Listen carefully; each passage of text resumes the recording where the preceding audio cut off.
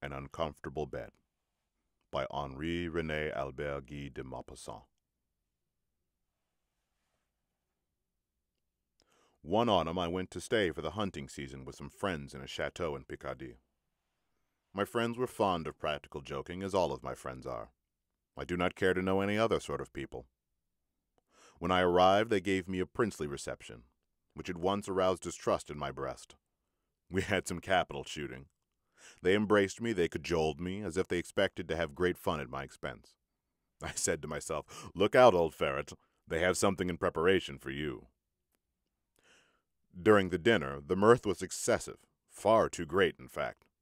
I thought, here are people who take a double share of amusement, and apparently without reason. They must be looking out in their own minds for some good bit of fun. Assuredly I am to be the victim of the joke. Attention! During the entire evening, everyone laughed in exaggerated fashion. I smelled a practical joke in the air, as a dog smells game. But what was it? I was watchful, restless. I did not let a word or a meaning or a gesture escape me. Everyone seemed to me an object of suspicion, and I even looked distrustfully at the faces of the servants. The hour rang for going to bed, and the whole household came to escort me to my room. Why? They called to me, "Good night." I entered the apartment, shut the door, and remained standing, without moving a single step, holding the wax candle in my hand. I heard laughter and whispering in the corridor. Without doubt they were spying on me. I cast a glance around the walls, the furniture, the ceiling, the hangings, the floor. I saw nothing to justify suspicion. I heard persons moving about outside my door. I had no doubt they were looking through the keyhole. An idea came into my head. My candle may suddenly go out and leave me in darkness. Then I went across to the mantelpiece and lighted all the wax candles that were on it. After that I cast another glance around me without discovering anything. I advanced with short steps, carefully examining the apartment.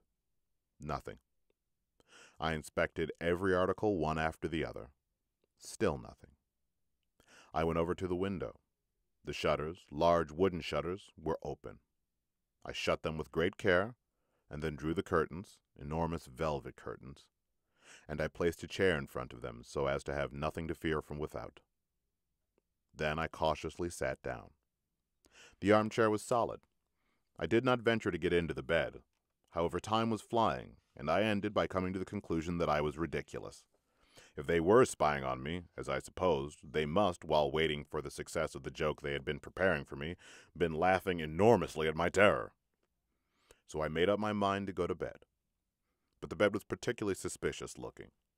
I pulled at the curtains. They seemed to be secure. All the same, there was danger.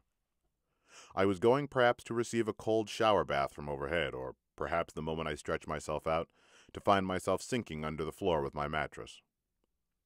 I searched in my memory for all the practical jokes of which I ever had experience, and I did not want to be caught.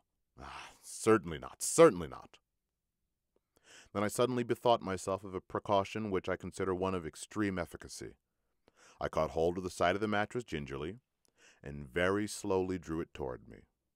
It came away, followed by the sheet and the rest of the bedclothes. I dragged all these objects into the very middle of the room, facing the entrance door. I made my bed over again as best I could at some distance from the suspected bedstead and the corner which had filled me with such anxiety. Then I extinguished all the candles, and groping my way, I slipped under the bedclothes. For at least another hour, I remained awake, starting at the slightest sound. Everything seemed quiet in the chateau. I fell asleep. I must have been in a deep sleep for a long time, but all of a sudden I was awakened with a start by the fall of a heavy body tumbling right on top of my own body, and at the same time received on my face, on my neck, and on my chest a burning liquid which made me utter a howl of pain. And a dreadful noise, as if a sideboard laden with plates and dishes had fallen down, penetrated my ears. I felt myself suffocating under the weight that was crushing me and preventing me from moving. I stretched out my hand to find out what was the nature of this object. I felt a face, a nose, and whiskers. Then with all my strength I launched out a blow over this face. but I immediately received a hail of cuffings, which made me jump straight out of the soaked sheets and rush in my nightshirt into the corridor, the door of which I found open. Oh, stupor. It was broad daylight. The noise brought my friends hurrying into the apartment, and we found, sprawling over my improvised bed, the dismayed valet who, while bringing me my morning cup of tea, had tripped over this obstacle in the middle of the floor and fallen on his stomach, spilling, in spite of himself, my breakfast over my face. The precautions I had taken in closing the shutters and going to sleep in the middle of the room had only brought about the interlude I had been striving to avoid. How they all laughed that day.